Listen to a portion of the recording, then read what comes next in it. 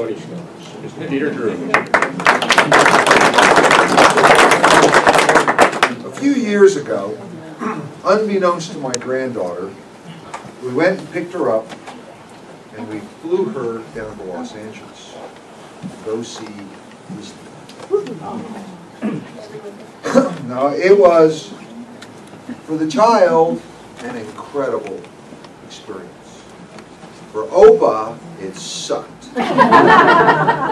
We stood in this line for 45 minutes. Don't have the slightest idea of what we're going to see and what we're going to do, but my wife was absolutely insistent that we were going to stand. And when this lady came around the corner and she saw our granddaughter, she said, "She's going to love this." That was it. Now, I stood there for another 45 minutes. When they finally opened up the door, my granddaughter ran through. She's about 5, 6 at the time. And there's this stunning, stunning woman with red hair and a green outfit. And my granddaughter saw her and she ran up to her and wrapped her arms around her. She goes, "Oh, Ariel, I knew you were real. I just knew you were real." Needless to say, this tough old bastard who's standing in the back watching this started crying. My God, this child believed that Ariel was real. And then we moved on to the next princess. And then we moved on to the next princess. Same reaction each and every time. It was a phenomenal event. This 5, 6, 7-year-old, I don't remember exactly how old she was, but she believed in those princesses. Now, my wife had a deprived childhood. Disney is everything to her. It is her escape from reality. And yesterday, as we were cleaning house and I'm working in the yard, she goes, "I really want to see Cinderella. I like the bed I'm sleeping in." So I said, "Sure, sweetheart, let's go."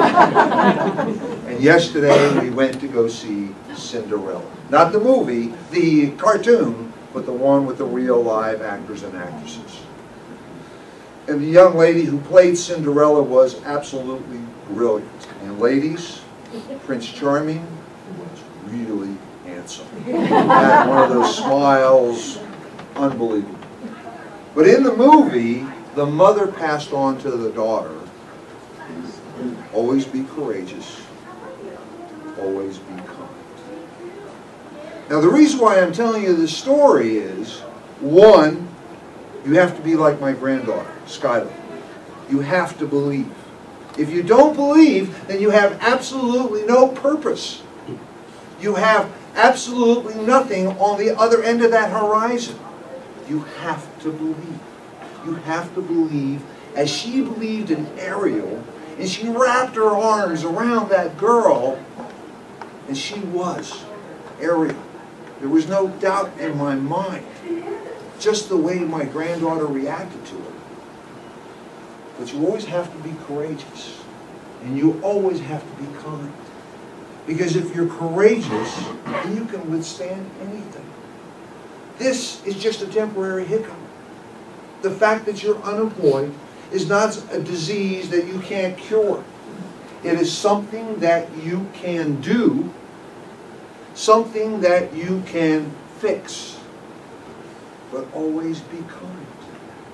Because it's really easy to fall into that pit, that hole of anger, depression, despair, or you can have a good heart.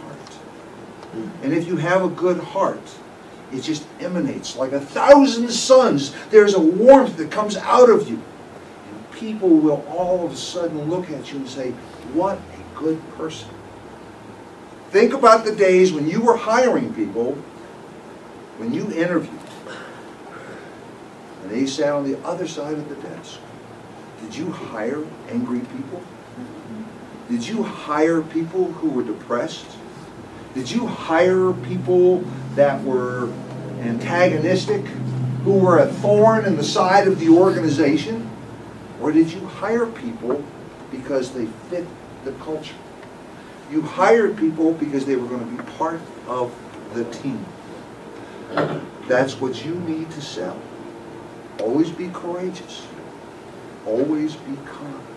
And you, like Cinderella, and you guys don't like this analogy, I understand that. But the girls do. Look at them. They're all smiling at me. I finally hit a home run with them.